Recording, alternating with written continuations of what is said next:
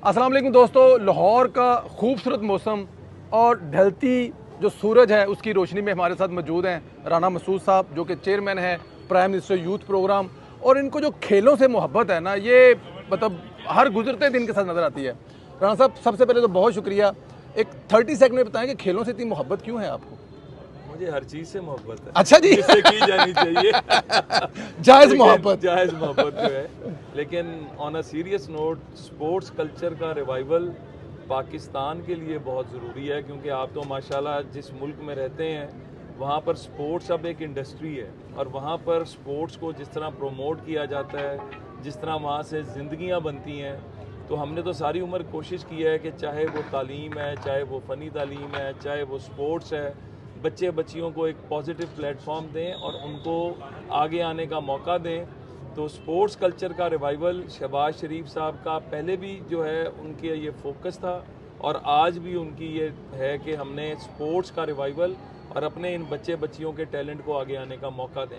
बिल्कुल ठीक है। ये जो प्राइम मिनिस्टर यूथ प्रोग्राम है, इसके अंडर आप मुल्की लेवल पर और गैर मुल्की लेवल पर, जिस तरह अभी आपकी काविशों से आपके ये जो एक बाकायदा तौर पे मिनिस्ट्री बन चुकी है हॉलैंड से और जर्मनी से, और ये कोई 20-22 साल से इसको सादे लफ्जों में कि गोरे रंग दा प्लेयर को आया नहीं हैगा।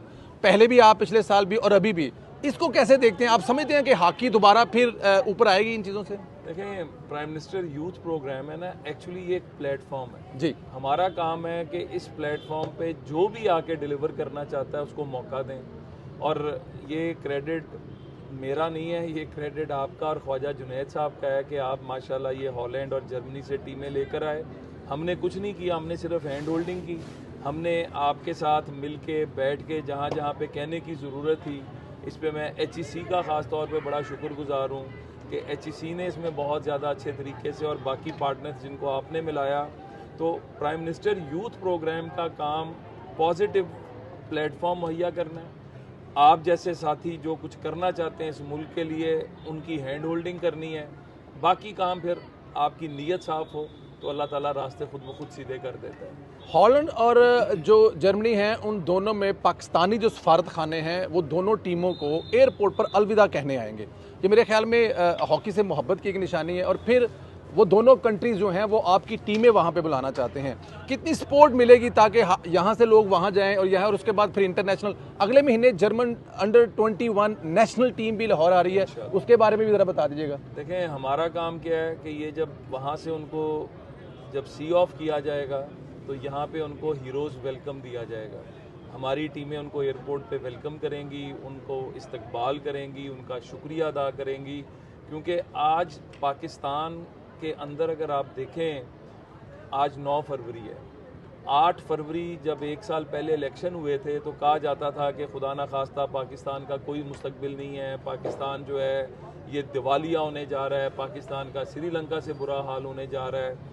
तो ये मैं समझता हूँ कि प्राइम मिनिस्टर पाकिस्तान शहबाज शरीफ साहब ने मियाँ नवाज शरीफ साहब के विज़न के मुताबिक, और मियाँ नवाज शरीफ साहब अगर किसी को कोई गलत फहमी है तो हैंड होल्डिंग सारी मियाँ नवाज शरीफ साहब करते हैं, और उसके मुताबिक हमने जो एक साल के मुख्तसर अरसे में डिलीवर की है, आज सारे इशारे मुस्बत जा रहे हैं। अभी जो रिपोर्ट पाकिस्तान की रिफॉर्म्स जो रिपोर्ट आई है, अल्लाह का फजल है, अगर किसी को कोई गलत फहमी थी भी तो अब वो गलत फहमी नहीं रहनी चाहिए। पाकिस्तान टेक ऑफ कर चुका है, और ये वो पाकिस्तान है जब हमने इक़्तिदार संभाला था तो ये प्राइम मिनिस्टर का, चूँकि ये उनका राइट था, ये उन्होंने शेयर किया कि इंटरनल डिफ़ॉल्ट पाकिस्तान कर चुका था। बिल्कुल ठीक। IMF जो है उसकी शराइत पूरी करने के लिए हमने सारे जितने भी यहाँ पर हमारे वसाइल थे वो IMF की डील को पूरा करने पे लगा दी, और इंटरनली 3 माह के लिए पाकिस्तान के अंदर लोगों में, और ख़ास तौर पे जो टैक्स लगाए गए, जो सैलरीड क्लास पे टैक्स लगाया गया,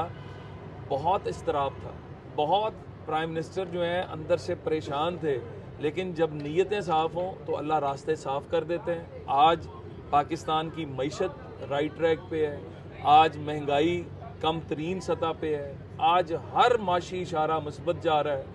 आज जो डिफरेंट रिपोर्ट्स आ रही हैं जो मैंने आपके साथ शेयर की, आज उसके अंदर पाकिस्तान को दोबारा जो एक इकोनॉमीज़ जो ग्रोइंग इकोनॉमीज़ में से फिर पाकिस्तान, तो उसके साथ साथ स्पोर्ट्स एक बहुत बड़ा अहम, और मैं आप जैसे दोस्तों को सलाम करता हूँ, ख्वाजा जुनेद जैसे दोस्तों को सलाम करता हूँ कि आप लोग अपनी ज़ाती एफर्ट्स के साथ आप हॉलैंड और जर्मनी को लाए, फिर जर्मनी की जो अंडर 21 आ रही है, हम उन्हें पूरा वेलकम करेंगे। और एंड ऑफ ईयर 8 नेशन भी आ रही हैं इंशाल्लाह। बिल्कुल, और at the end of the year जो 8 नेशन, और उससे पहले बहुत कुछ होगा। जी। आपके साथ मिलके खेलों के मैदान सजेंगे, तालीम के मैदानों में हम नई से नई जोहत लेकर आ रहे हैं, नई से नई जो बेस्ट प्रैक्टिसेस हैं पूरी दुनिया में उनको इंट्रोड्यूस करा रहे हैं। एम्प्लॉयमेंट के हवाले से हमने पहली दफ़ा हुआ है कि डिजिटल यूथ हब बना रहे हैं, जिसके ऊपर पूरी दुनिया में जो अपॉर्चुनिटीज़ अवेलेबल हैं और जो पाकिस्तान में अवेलेबल हैं, संदेला साहब इंशाल्लाह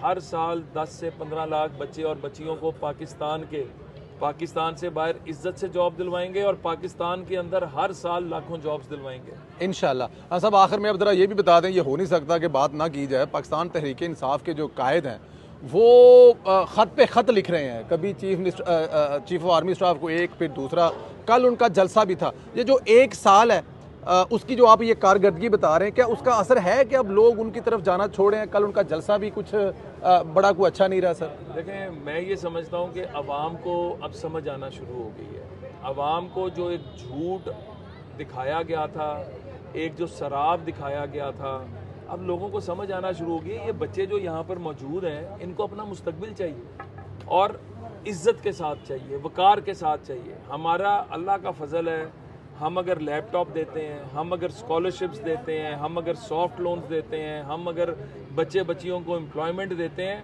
तो हम उनको ये नहीं कहते कि नून लीग को वोट देना। हम ये कहते हैं कि मेरिट की बुनियाद पर जो बेहतरीन बच्चा और बच्ची है उसको आगे आने का मौका मिलना चाहिए। हम उनके लिए वसाइल भी पैदा करते हैं, हम उनको एक प्लेटफॉर्म भी देते हैं। तो जब आप नीयत से काम कर रहे हो ना, तो अल्लाह ताला रास्ते सीधे करता है।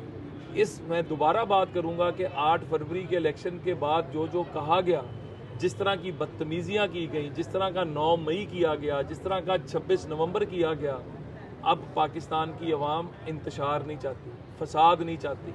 पाकिस्तान की अवाम अपना मुस्तकबिल चाहती है, खुशहाली चाहती है, अपने बच्चों को एक महफूज और ताबनाक मुस्तकबिल देना चाहती है। तो हम अल्लाह के फजल से जो कमिटमेंट से काम कर रहे हैं वो अब अवाम को नज़र भी आ रहा है। और मेरी बात आप नोट कर लें, अगला 8 फरवरी जो आएगा, पूरी कौम जश्न मना रही होगी। पूरी कौम पाकिस्तान की सलामती, खुशहाली, इस्तेहकाम के अंदर हमारे साथ पार्टनर बन के अपने सुनहरे मुस्तकबिल, जिसके लिए हम दिन रात कोशिश हैं, उसके ऊपर शुक्रिया अदा कर रही होगी। आखिरी सवाल राणा साहब, क्रिकेट के हवाले से आपने अभी 3 मुल्क की सीरीज हो रही है, उसके बाद फिर चैंपियन ट्रॉफी कितनी देर के बाद पाकिस्तान हो रही है, उसके बाद PSL होगा। इतना कुछ होने के बावजूद हिंदुस्तान पाकिस्तान आने को नहीं तैयार, क्या तरीकाकार है, कब आएगा? देखें, हिंदुस्तान जो है ना वो पाकिस्तान से डरता है। अच्छा, वो पाकिस्तान के टैलेंट से डरता है। जब भी कभी उनकी पहले हमेशा कोशिश रही कि पाकिस्तान को इंटरनेशनल एक्सपोजर ना मिले, पाकिस्तान की टीमों को वो साइकोलॉजिकली जो है अंडर प्रेशर रखना चाहते हैं, इस तरह की हरकतें करके। लेकिन अब वो वक्त गुजर गया। अब अल्लाह के फजल से इस मुल्क में वो हुकूमत है जो फ़लस्तीन के ऊपर भी ठोस स्टैंड लेती है, जो आफिया सदीकी के ऊपर भी ठोस स्टैंड लेती है, जो लेबनान के अंदर जो जुल्म हुआ, जो बाकी जो इस्लामिक कंट्रीज़ में हो रहा है, उसके ऊपर आज अगर कोई आवाज़ बनाए तो वो पाकिस्तान बनाए।